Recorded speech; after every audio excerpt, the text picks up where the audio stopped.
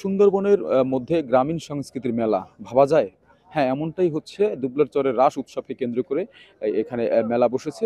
সেই মেলার পরিবেশ কিন্তু এখন জমজমাট। একে তো সুন্দরবনের অপরূপ যে সৌন্দর্য এবং তার মধ্যে আবার গ্রামীণ সংস্কৃতি। আসলে এই দুটোর মিলনে এক নান্দনিক রূপ পেয়েছে। এই মেলায় যারা আসছেন তারা মূলত আসলে দুবলার চরের রাস উৎসবে যারা যোগ দিতে এসেছেন, যেসব পুণ্যার্থীরা তারাই হচ্ছেন এই মেলাকে ঘিরে যে দোকান বসেছে সেই দোকানীদের ক্রেতারা। রাসের উদ্দেশ্য আসছি রাসমেলায় এবং রাজ উৎসবে আছে এবং বাচ্চাদের জন্য অনেক কিছু খেলনা টেলনা কিনবো এবং খুব ভালো লাগছে যে এই উৎসবে এসে। এই রাস উৎসবের মূল আয়োজন কিন্তু আজ সন্ধ্যার পর থেকে শুরু হবে। দুর্গম চর, দুবলার চর এবং সুন্দরবনের গহীনে তারা কিন্তু সেই দর্শনার্থীরা কিন্তু অনেক লোকালয় থেকে এসেছেন। যেমন দেশের বিভিন্ন অঞ্চল থেকে কিন্তু তারা এখানে এসেছেন।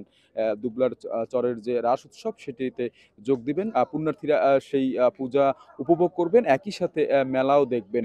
এবং এই মেলার যে দোকান বসেছে সেই দোকানে কিন্তু গ্রামীণ সংস্কৃতির বিভিন্ন পণ্য কিন্তু তারা বিক্রি করছেন। এছাড়া আমরা দেখেছি মিষ্টান্ন খাবারও রয়েছে এই মেলায়। বাতাসা এবং সন্দেশ সহ বিভিন্ন প্রকার মিষ্টান্ন খাবার কিন্তু এই মেলায় আ উঠেছে এবং সেখান থেকে কিন্তু ক্রেতারা কিনে নিয়ে যাচ্ছেন।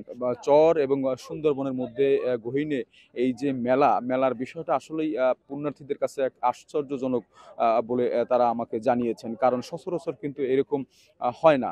আর এই কারণেই তারা আসলে মূল আকর্ষিত হচ্ছেন এবং এই মেলা কে ঘিরে এবং মেলার দোকানে ঘুরে ঘুরে তারা বিভিন্ন পণ্য ক্রয় করছেন। আমরা অনেক বাচ্চাদেরও দেখেছি, তারাও আসলে এসে অনেক খেলনা কিনছেন। সেগুলো পেয়ে কিন্তু তারা খুব খুশি হচ্ছেন। এদিকে আজ যে রাস উৎসব শুরু হবে সেই উৎসবে পুণ্যার্থীরা যোগ দিবেন এবং আগামীকাল ভোরে সূর্য ওঠার আগে কিন্তু সমুদ্র স্নান করে এবারের রাস উৎসব তারা সমাপ্ত। তো এই ছিল দুবলার চরের রাস উৎসবকে কেন্দ্র করে মেলার সর্বশেষ খবর। আবুল হাসান, চ্যানেল 24, মোংলা।